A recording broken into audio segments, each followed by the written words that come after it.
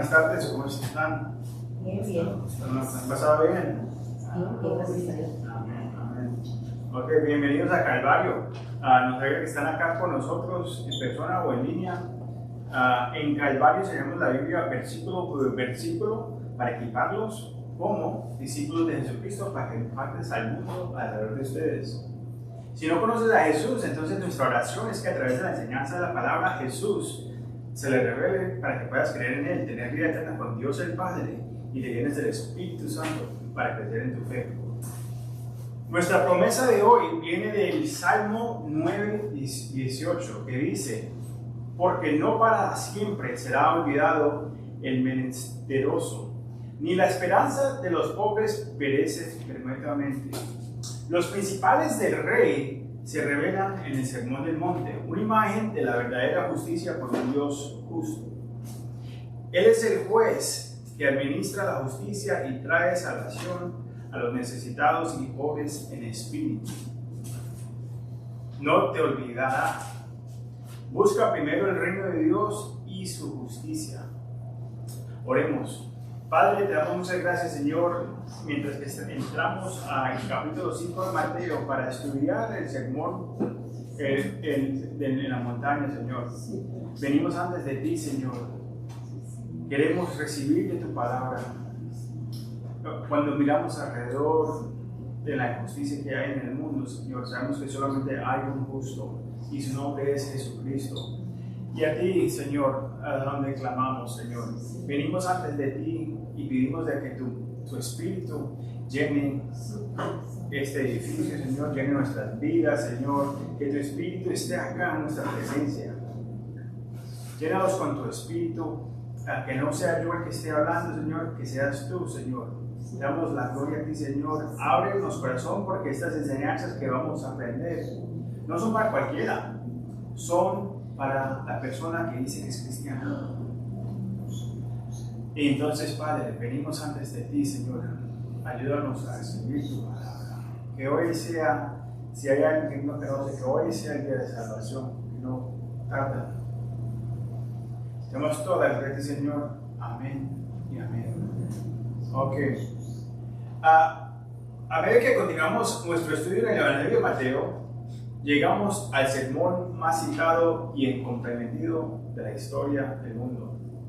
Es el Sermón del Monte, que Mateo cubrirá en los capítulos 5 al 7. Pasaremos unas cuantas semanas en esos 3 capítulos. Hoy solamente vamos a recurrir el capítulo 5, versículo 1 al 12. Entonces vamos a estar acá por lo menos unas 4 o 5 semanas, me imagino. Pero vamos a ver cómo guía el Señor. Algunos consideran que el Sermón de la Montaña es un llamado a la justicia social y a la no violencia. Otros lo ven para justificar que son una buena persona manteniendo la regla de oro, tratar a los demás de la manera en que quieran ser tratados. Y luego hay algunos que lo consideran un estándar ético y imposible de seguir porque exige perfección. Y si servimos a un Dios de perfección, su reino no es perfecto. Gandhi se consideraba un cristiano del Sermón de la Montaña solamente. Pero dijo, entre lo viejo y lo nuevo hay una diferencia fundamentalmente. Mientras que el antiguo tiene algunas verdaderas muy profundas, no puedo rendir los mismos honores que la de hoy en el Nuevo Testamento. Y de pronto hay muchos de ustedes que ni leen el Viejo Testamento. Y dicen, no, eso es para los judíos o eso no es para nosotros. Es una palabra interesante porque Jesús dice en los versículos 17 al 20 que Él vino a cumplir la ley. Es una paradoja. Mateo 5, 17 al 20 dice esto: no pienses que he venido para abrogar la ley o los profetas. No, ha venido para abrogar, sino para cumplir. Porque de cierto os digo que hasta que pasen el cielo y la tierra, ni una jota, ni una tilde pasará la ley hasta que todo se haya cumplido. De manera que cualquiera que quebrante uno de estos mandamientos muy pequeños y así enseña a los hombres, muy pequeño será llamado en el reino de los cielos. Mas cualquiera que los haga y los enseñe, este será llamado grande en los reinos de los cielos. Porque os digo que si vuestra justicia no fuera mayor que la de los escribas y fariseos, no entrarías en el reino de los cielos. ¡Wow! ¿Qué es la ley, primeramente? Los 10 mandamientos del Antiguo Testamento. No tendrás dioses ajenos delante de mí. No hagas ídolos en el nombre de Dios en vano. Guarda el día de reposo. Honra a tu madre y a tu padre. No mientas, asesines, ni robes, no codicies. Jesús dice que a menos que tu justicia exceda la de los maestros y líderes religiosos, no entrarás al reino de los cielos. ¿Qué quiere decir eso? Él les dice a los fariseos en Juan 5:39, escudren las escrituras, porque a vosotros os parece que ellas tienen la vida eterna, porque en ellas tienes la vida eterna. Pero ellas son las que dan testimonio de mí, y no quieres venir a mí para que tengas vida. El sermón del monte fue más que solo tratar de mantener una apariencia externa religiosa, por hacernos parecer más religiosos porque damos los diezmos, cuando a veces estamos orando fuertemente, o profesionales haciendo ay sí Padre y levantando nuestras voces para que los escuchen orando, o ayunando. Jesús lo llevó a otro nivel al juzgar los pensamientos de nuestros corazones. Él no vino a borrar la ley, pero él dijo, no solamente la ley, sino yo vengo a juzgar los pensamientos de tus corazones. La ley era para significar que somos pecadores. Y aunque no hayas matado a nadie, sabemos que has tenido los pensamientos cuando te da rabia. Y eso es lo que juzga el Señor.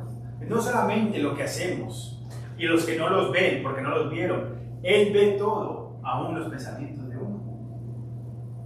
El título de nuestro mensaje de hoy es los principios del Rey, parte 1. Y vamos a tener por lo menos unas 4 a 6 partes, no sé todavía. Pero empezamos leyendo el versículo 1 y el 2 del capítulo 5, que dice: viendo la multitud, subió al monte, y sentándose, vinieron a él sus discípulos. Y abriendo su boca, les enseñaba diciendo. Primero, ¿qué pasó acá? Al fin del capítulo 4, Jesús estaba enseñando, predicando y sanando, y se difundió su fama por toda Siria. Y le trajeron a todos los que tenían dolencias, los afligidos por diversas enfermedades y tormentados, los endemoniados, lunáticos y paralíticos, y los sanó. Y le siguieron mucha gente de Galilea, de Decápolis, de Jerusalén, de Judea y del otro lado del Jordán, un área de 100 millas. Y en esos tiempos no había carrito, eran a pie. Jesús había ganado un número significante de seguidores. El historiador judío Josefa, y ex coronel de la región de Galilea, escribió que Jesús tenía de 10 a 20,000 seguidores en ese tiempo. Ahora, viendo la multitud, subió una colina, se sentó y se preparó para enseñar. Cuando estaba ya en el monte. En la cultura judía, si estuvieras predicando o proclamando un mensaje, te pondrías de pie. Pero si estuvieras enseñando, te sentarías. El rey se estaba preparando para enseñar los principios de su reino. Y el mensaje era ¿para quién era el mensaje? Lo dice acá. Era para los discípulos, también conocidos como sus estudiantes. Es importante tener en cuenta que los principios del reino son para los creyentes. Esta no es una guía para convertirte en un cristiano, pero describen las cualidades y características de un cristiano que fluyeron desde adentro. ¿Me siguen? Recuerdo, prepáreme para mi entrevista. Me hace recordar una entrevista que tuve con Amazon. Repasé los principios de liderazgo que ellos tenían y ahí le dije al reclutor que se alineaban con la manera que yo trabajaba y era. Yo soy amazónico. Sin embargo, leerlos y proclamarlos no me convierte automáticamente en uno. Tuve que pasar la entrevista, poner entonces en acción esos principios y confirmarlo cuando otros me reconocieran como uno de ellos. Es la misma manera para los cristianos. No es suficiente decir que soy cristiano, que vengo a la iglesia. Debemos tener estas características que vamos a leer hoy. No una, o dos, o tres. No, esto es como el sermón, esto es como la fruta del Espíritu Santo. Debemos desear tenerlas todas. Y lo que vamos a ver también es que hay un progreso a través. Uno no puede brincar de la primera al 8. Hay un progreso que vamos a entender hoy. Los siguientes 9 versículos que veremos son las bienaventuranzas, traducidas como las bendiciones, que son las actividades que debemos tratar de hacer como cristianos. Estás actuando diferente. Estas actuaciones diferirán radicalmente de las del mundo. Y también veremos, como les dije, un progreso en ellas. Ok, leamos la primera, que dice, el versículo 3, bienaventurados los pobres de espíritu, porque de ellos es el reino de los cielos. La primera palabra es bendicida, bienaventurados o bendicidad. La palabra latina para esa palabra se llama beatus, donde obtenemos nuestra palabra bienaventurados, o makarios en griego, que significa ser superiormente feliz. Era un gozo divino de Dios y una felicidad perfecta, no como define la felicidad del mundo. No era una emoción movida por circunstancias, sino una felicidad permanente que dependía de Dios y no de nosotros. El mundo dice que miras hacia adentro, ámate a ti mismo y ten confianza y puedes encontrar la felicidad porque comienza contigo. Aquí Jesús dice, bienaventurados los pobres de espíritu. No estamos hablando de dinero o de riquezas. Estamos hablando de pobreza espiritual. Porque significa que reconocemos que somos pobres en espíritu. El primer paso en reconocer que somos pecadores es reconocer que somos pecadores. Y por eso estamos pobres espiritualmente. Hasta que no reconozcamos eso, siempre vamos a ser pobres espiritualmente. Cuando ves la ley cuando vemos la ley y nos presentamos ante un Dios santo, nos damos cuenta de que estamos destituidos de la gloria de Dios. Isaías 6:5 dice: entonces dije, ay de mí, que soy muerto, porque siendo hombre inmundo de labios y habitado en medio del pueblo que tenía labios inmundos, ha visto mis ojos al Rey Jehová de los ejércitos. En Lucas 5:8, viendo esto, Simón Pedro cayó de rodillas ante Jesús diciendo: apartad de mí, Señor, porque yo soy hombre pecador.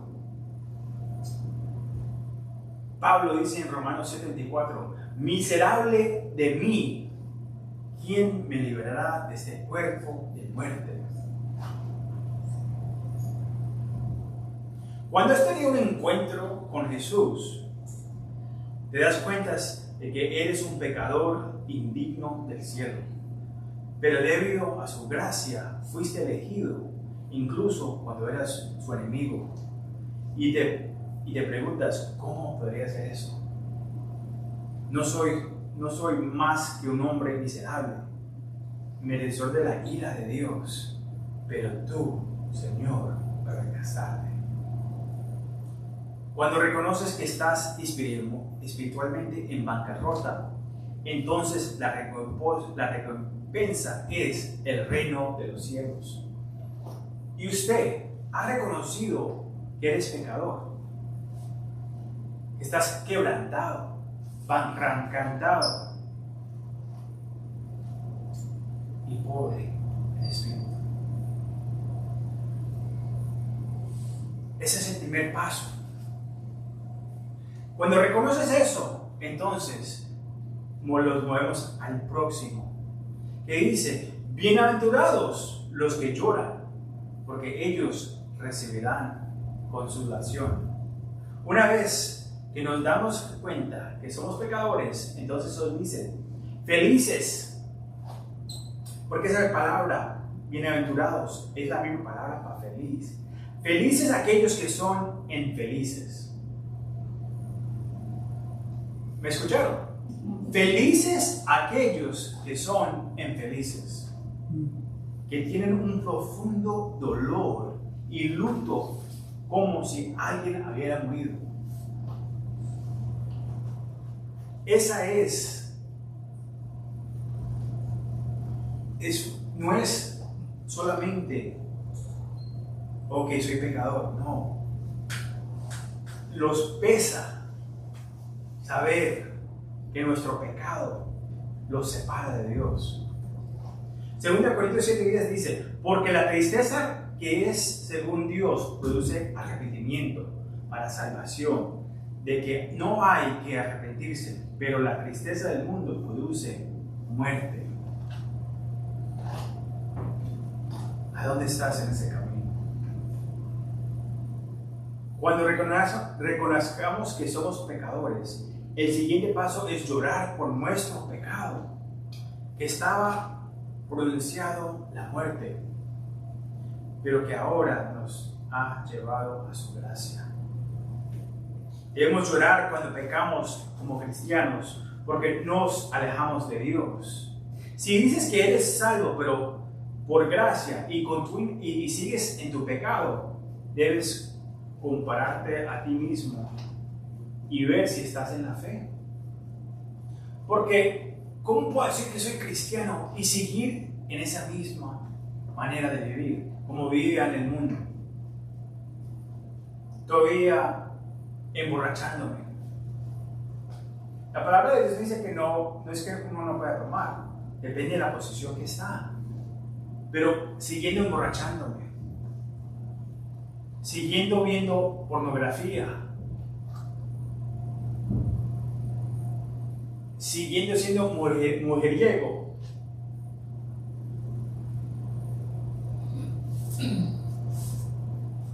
teniendo rencor por dentro, no perdonar a la gente.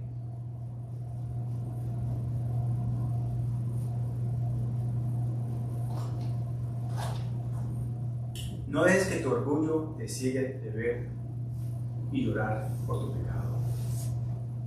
No queremos ser como el fariseo en esta parábola que vamos a leer en Lucas 18, versículos 9 a 14. que decía, a unos que confiaban en sí mismos como justos y menospreciaban a los otros, digo también esta parábola. Dos hombres subieron al templo a orar. Uno era fariseo, de los religiosos, y el otro era publicano. El fariseo, puesto en pie, oraba con sí mismo de esta manera: Dios, te doy gracias porque no soy como los otros hombres, ladrones, injustos, adulterios, ni aún como este publicano. Ayuno 2 veces a la semana, doy diezmos de todo lo que gano. Mas el publicano, estando lejos, ni quería alzar sus ojos al cielo, sino que se golpeaba en el pecho diciendo: Dios se propició a mí, pecador. Os digo que este, descendiendo a su casa, justificado antes que el otro, porque cualquiera que se ensalce será humillado, y el que se humilla será enaltecido. Cuando reconocemos nuestros pecados, caemos a los pies de Jesús y lloramos. Y Jesús dice: ve y no peques más, tus pecados son perdonados. También debemos llorar por otros, incluso los perdidos, los de la calle, los marginados y los cristianos que se han alejado hacia el pecado y se han dirigido para un camino de destrucción hacia el camino del infierno. Recuerde que me hace recordar de mi salvación, y una de las primeras personas por la que lloraba era un artista, porque él cantaba una canción que decía: Señor, dame una señal. Y escuchar esa canción, yo decía: y Dios, ¿por qué me dijiste a mí? Él está llorando, está cantando, es un artista del mundo, pero se está pidiendo de ti. Pero en grandura me dijiste a mí. Y lloré porque me relacionara con sus canciones antes, de dolor, de ira, pero él todavía estaba luchando con la oscuridad. Las señales estaban a mi alrededor. Mi ídolo era mi carrera. Eso es lo que era mi orgullo. Pero el Señor la tumbó. No me votaron ni nada de eso, pero tuve mi primer mal, ¿cómo se dice eso? Ya no sé. Mi repasa o calificación al fin de año fue la primera que tuve mal, y me cayó muy difícil porque la persona de trabajo que soy. Pero esas eran las cosas, me empecé a marcar el cuerpo. Y todo esto eran señales que el Señor me estaba llamando. Y a usted, ¿cuáles son las señales que el Señor te está dando hoy? El Señor te está llamando. Si no estás caminando con Él, el Señor te está llamando y te sigue dando señales. ¿Cuándo vas a responder a esas señales que te está dando? Reconozcas que eres un pecador y llora por tu pecado. El Señor te da acceso al reino de los cielos y promete consolarte, como enviando al Consolador, el Espíritu Santo, en tu vida. El versículo 5 dice: bienaventurados los mansos, porque ellos recibirán la tierra por heredad. La gente del mundo confunde la mansedumbre con la debilidad, pero eso no podría estar más lejos de la verdad. La mansedumbre es la fuerza bajo control. La palabra griega es praus, que es una palabra para describir a un caballo semental fuerte, entrenado para ser montado en lugar de correr salvajemente. Si ustedes han crecido en una finca, saben que los caballos hay que entrenarlos para que uno se pueda sentar ahí. Y el caballo es fuerte. El caballo lo puede matar a uno. Le da una patada y lo manda. Y hay que quebrarlo. Hay que quebrar el caballo. Y así funciona el Señor en nuestras vidas.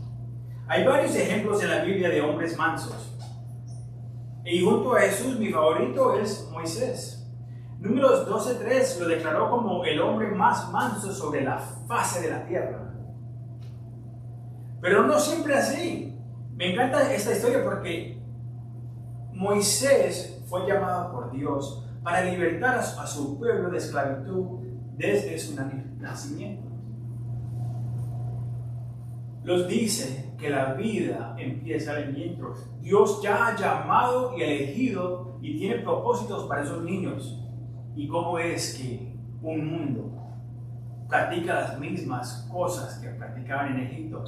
El faro quería que todos los varones de Israel fueran matados el minuto que nacieran. Que los tiraran al agua, al río, para que se los comieran los cocodrilos.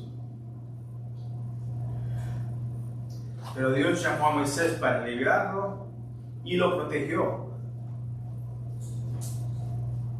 Dios lo salvó y fue rescatado del agua y criado en la casa de hija de Faraón. El que estaba, el enemigo, detrás de ese plan, mandando a Faraón que haga estas cosas. Y su hija salva al líder que creería en el hombre que salvaría a los judíos. Moisés era él creció en la casa del faraón. Era un orador exitoso, bien educado, elocuente, entrenado en las mejores escuelas de Egipto. Una imagen del mundo.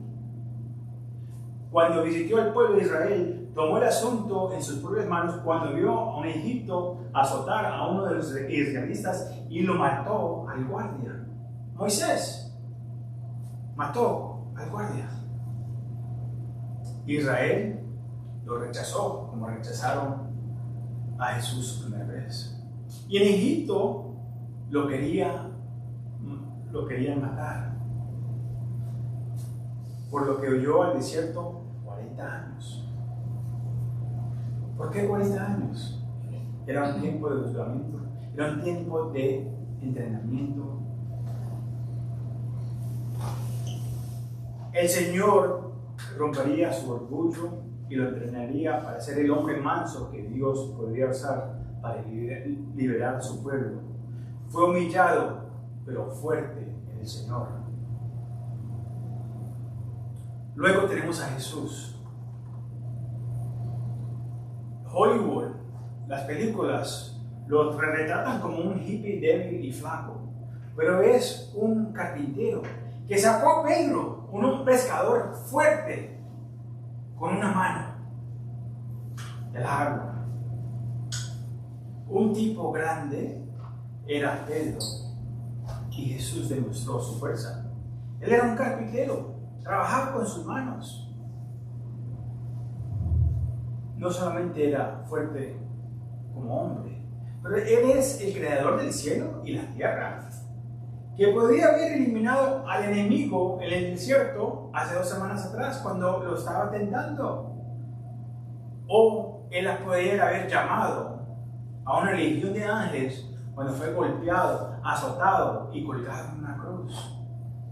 En lugar de guardar, pero ¿qué hizo? Se quedó callado para tomar el castigo por nuestros pecados. No porque no podía, porque vimos que conquistó aún la muerte. Jesús dice en Mateo 11:28-29, venid a mí todos los que están trabajados y cargados, y yo os haré descansar. Lleva mi yugo sobre vosotros y aprende de mí, que soy manso y humilde de corazón, y hallarás descanso para vuestras almas. Esa es la invitación de Jesús. Él es manso pero también es justo. Y Él viene, va a regresar. El mundo piensa en términos de fuerza y poder. La iglesia piensa en el mundo como el enemigo de nuestro mensaje, mientras Jesús nos dice que son el objeto de nuestro mensaje. Bienaventurados los mansos, porque heredarán la tierra de quien lo tiene todo, que es Jesús. Él va a reclamar la tierra. El versículo 6 nos dice: bienaventurados los que tienen hambre y sed, no de comida, de justicia, porque ellos serán saciados. Las palabras griegas para hambre y sed aquí se traducen mejor como ansia y hambre bien profunda, que un bocadillo no puede satisfacer. ¿Y usted anhelas poder, autoridad, éxito o riquezas como cristianos? La palabra ahí es anhelas. No es que esas cosas individualmente sean malas, pero si eso es lo que prefieres, ahí está el problema.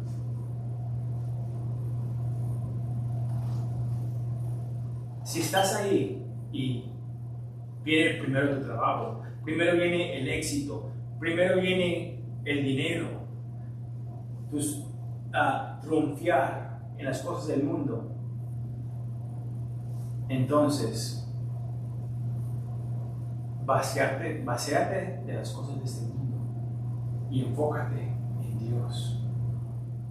Las verdaderas justicias significa anhelar nuestra relación con Dios a través de Jesús como algo más vital que el aire que respiras. Un anhelo para la palabra de Dios y la justicia. La justicia no se trata de un partido político, sino de defender la santidad y no comprometerse con el pecado. Tomar una posición por la viuda y el huérfano, la vida de los nacidos y proteger a las mujeres y los niños de los pedófilos y los traficantes sexuales, sin comprometerse con las prisiones de la cultura y la promoción del pecado. Si la iglesia no defiende la santidad y la justicia, ¿quién lo hará? Pues sabemos que el Señor regresará, porque ha prometido. Deleítate en justicia y Jesús llenará tus ansiedades.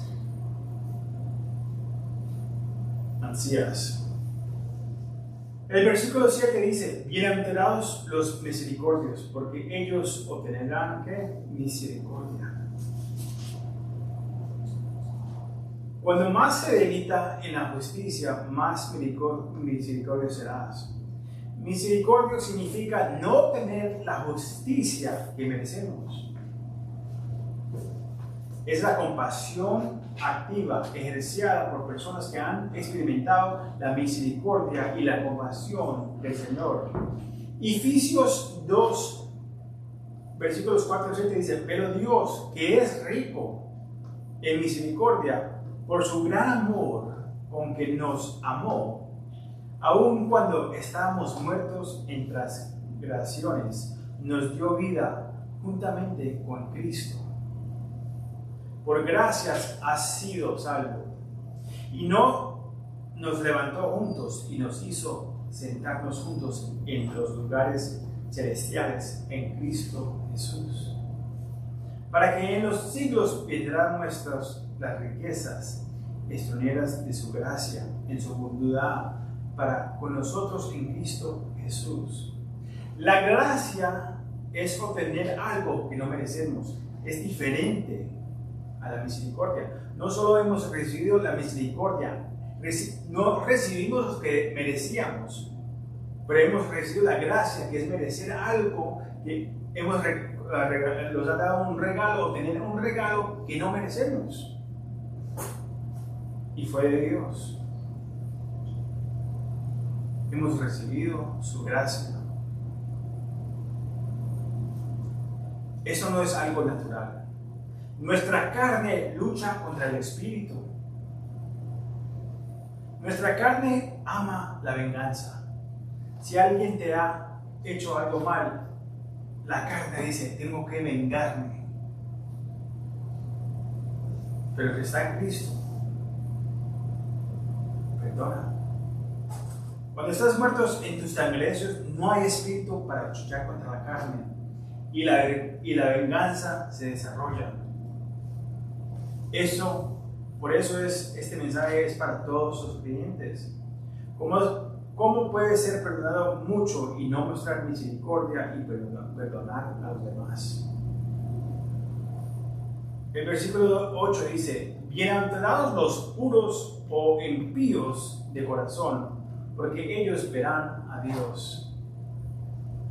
Ahora, felices son los puros de corazón. Bueno, ya estoy descalificado. Yo y todos. Nuestra gran recompensa es ver a Dios cuando tenemos un corazón puro, dice la palabra de Dios. Pero Jeremías 17, 9 y 10 dice, engañoso es el corazón más que todas las cosas y perverso. ¿Quién lo conocerá? Yo Jehová, que escudro la mente, que pruebo el corazón, para dar a cada uno según su camino, según el fruto de sus obras. Como podemos ver acá,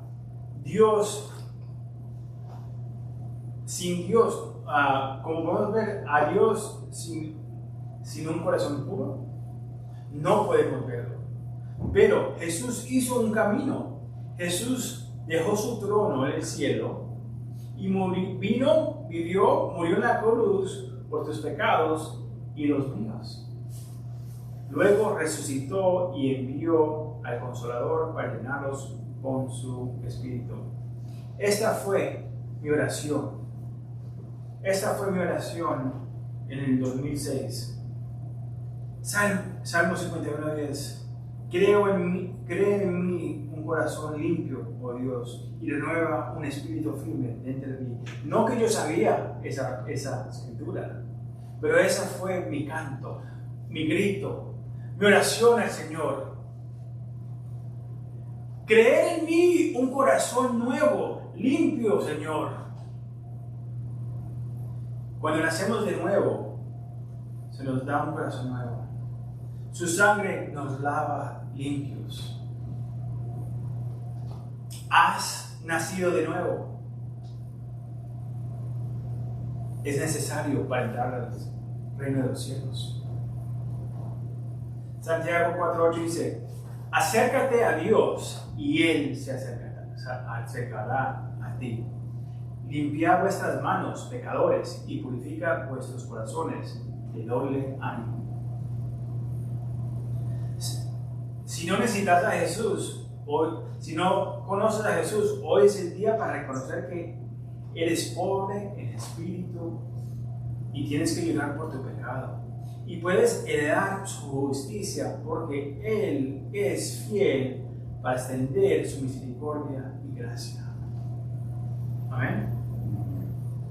Versículo 9 dice, bienaventurados los pacificadores, porque ellos serán llamados hijos de Dios.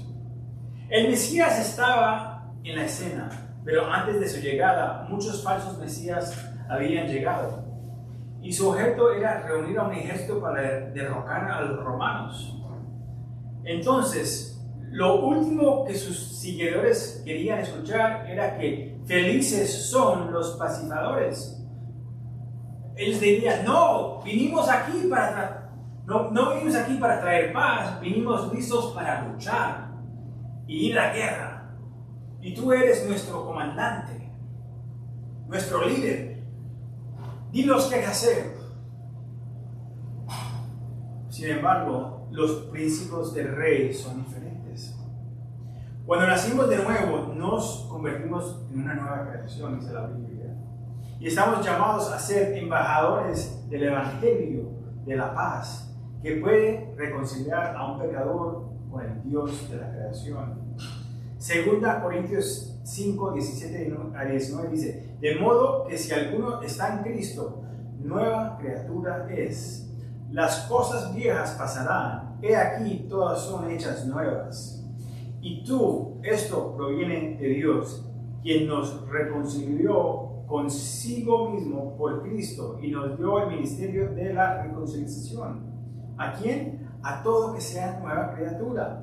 Que Dios estaba en el Cristo reconciliando consigo al mundo, no tomándolos en cuenta a los hombres sus pecados, y nos encargó a nosotros la palabra de la reconciliación.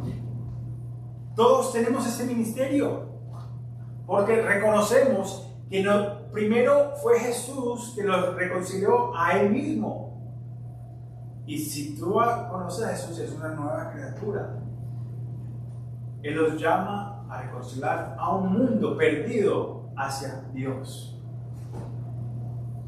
¿Quieres reconciliarte con Dios y experimentar la paz de Dios?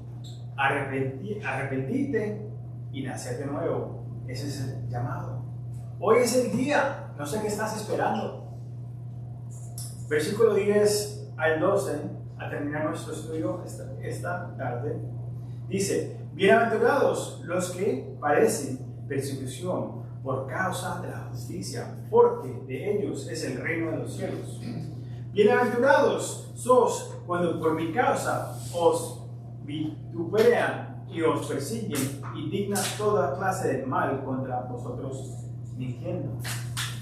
Gozosos y alegraos, porque vuestro galardón es grande en los cielos, porque así persiguieron a los profetas que fueron antes de vosotros. Al cerrar nuestro estudio hoy vemos que si seguimos a Jesús y estamos caminando en sus pasos, entonces el camino a la felicidad no será fácil. Se enfrentarán la persecución y las dificultades, como dice Mateo 7:13. Dice: entrad por la puerta estrecha, porque ancha es y espaciosa es el camino que lleva la perdición, y muchos son los que entran por ella, los que se están perdiendo, los que están yendo al infierno. Hay muchos, porque estrecha es la puerta y angosta el camino que lleva a la vida, y pocos son los que la hallan. Eso nos debe hacer llorar.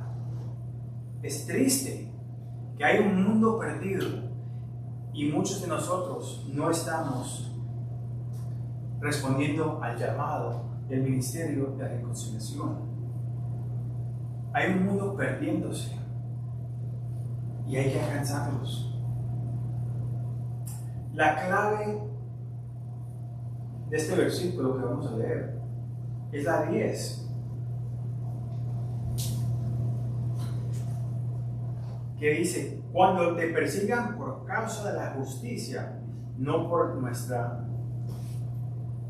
rarez, no porque somos raros, no porque le estamos gritando a la gente diciéndole que Dios odia a los homosexuales y a los pecadores, porque Dios no los odia. Sí odia el pecado, pero si vemos,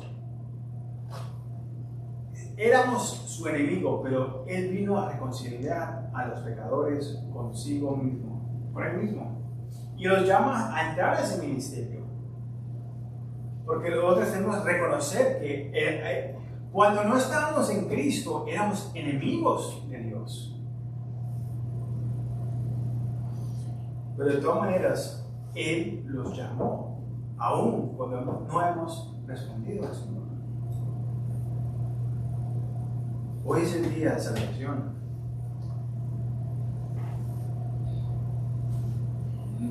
Imagínense que estás en un avión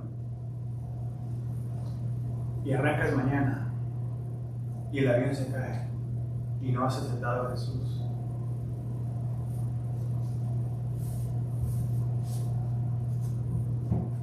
Primero Pedro 4:15 dice: así que ninguno de vosotros padezca como homicida o ladrón o malhechor o por entremeterse en lo ajeno.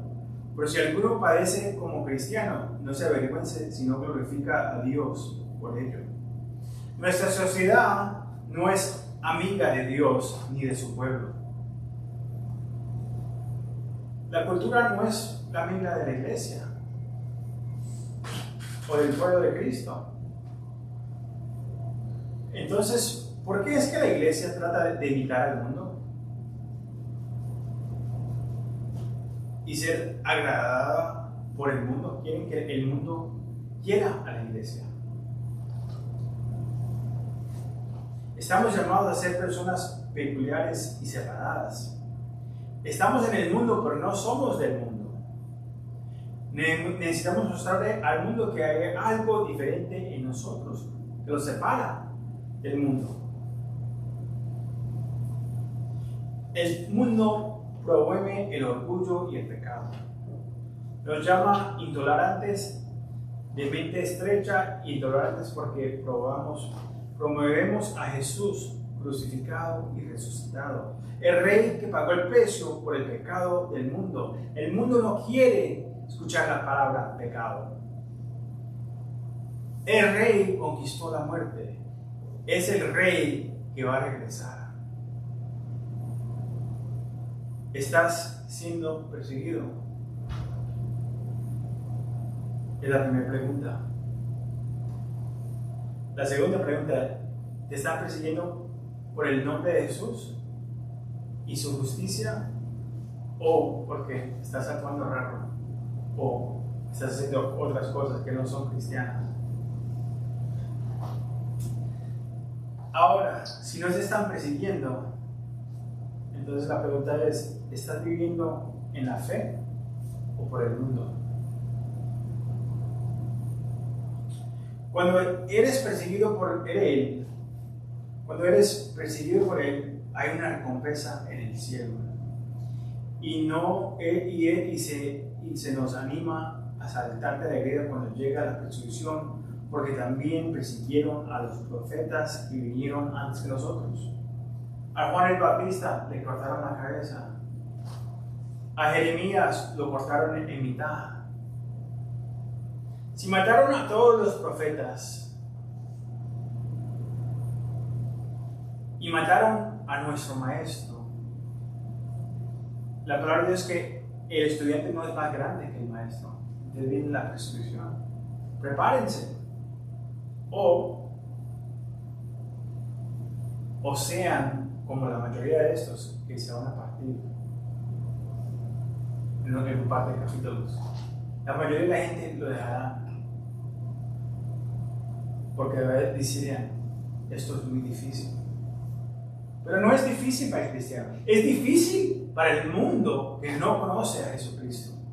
Pero para el cristiano esta enseñanza no debe ser difícil, porque es Dios el que da la salvación, es Dios el que los llama, es Dios el que hace el trabajo en nuestras vidas. Lo único que tenemos que hacer es ser obediente a la palabra de Dios y a lo que Dios nos ha llamado. Oremos antes de cerrar acá. Padre, te damos muchas gracias, Señor, por este día. Te damos toda la gloria a ti, Señor. Gracias por tu palabra. Te amamos, Señor. Te damos la gloria, Señor. Bendice nuestro tiempo juntos, Señor, y ver por delante de nosotros esta semana. Ayúdanos a vivir por ti, a reconciliar al mundo hacia ti, Señor. Te damos toda la gloria a ti, Señor. Amén y amén.